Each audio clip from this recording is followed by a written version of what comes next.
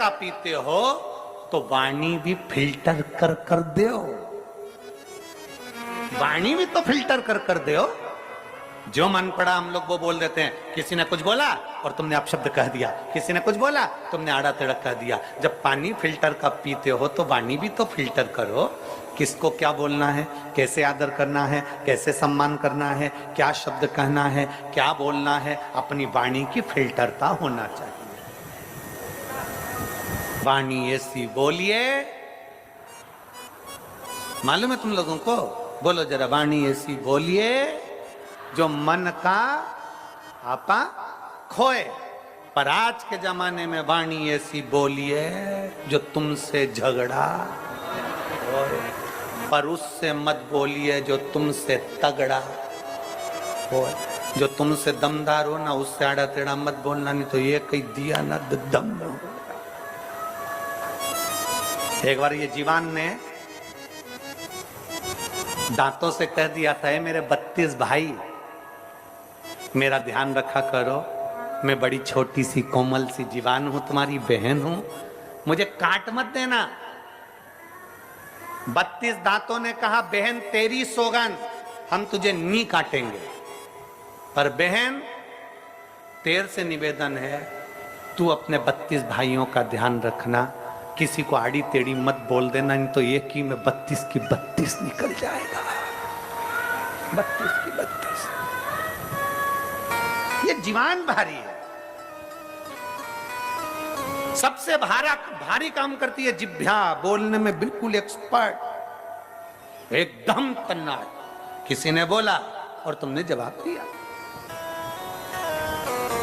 किसी ने बोला, एक पत्र देखो,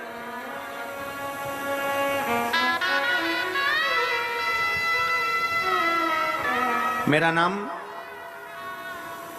खेमलता निषाद है।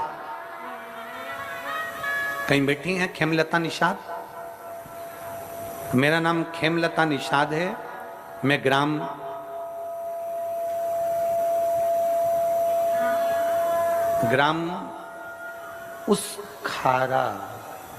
उसखारा है क्या है? उसखारा, जिला बालोद है। तुम समझ गए ना? हाँ जाने दो तो फिर तो। उसखारा, जिला बालोद की रहने वाली हूँ। कहीं बैठी हो तो हाथ हिला सकती हैं, दिखी हैं? हाँ आ जाओ, एक बेलपत्र ले जाना, आ जाइए। उसखारा बालोद की रहने वाली हूँ। मेरा मोबाइल नंबर ये है। सन 2022 में मैं सीहोर रुद्राक्ष महोत्सव में गई थी। एक उम्मीद के साथ गई थी कि मुझे वहां रुद्राक्ष मिलेगा और मेरा दुख कटेगा।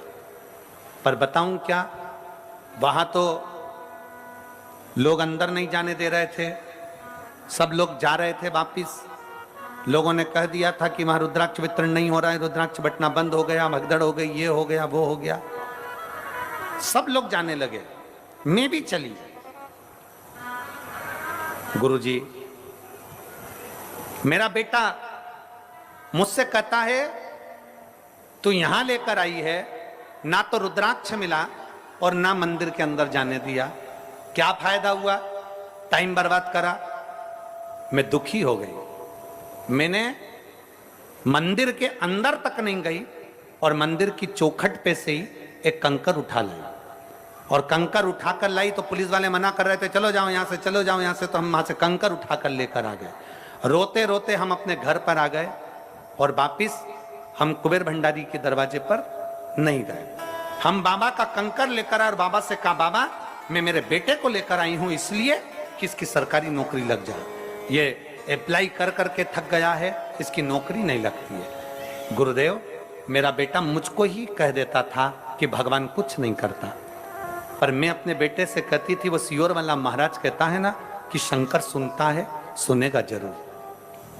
सीहोर वाला महाराज कहता है कि कुबरेश्वर धाम की धरा से कोई खाली नहीं जा सकता, तो बाबा बुलाएगा जरूर। गुरुजी, हम कंकर उठाकर लेकर आ गए और कंकर लाकर हमने अपने घर में रखकर उसकी पूजन चालू कर दी। मैं अपने बेटे से कहती कि इस पे जल चढ़ा, बेटा नहीं चढ़ा।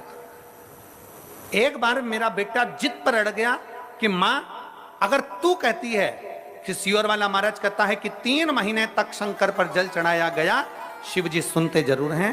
तो बेटा कहता है एक बार मैं भी एक कंपटीशन एग्जाम देता हूं और शंकर को जल चढ़ाकर देखता हूं, 3 महीने में सुन लेगा तो मैं जान जाऊंगा कि सियोर वाले महाराज का शंकर बाबा भोलेनाथ सुनता है, नहीं तो मैं समझ जाऊंगा कि ये ढोंग और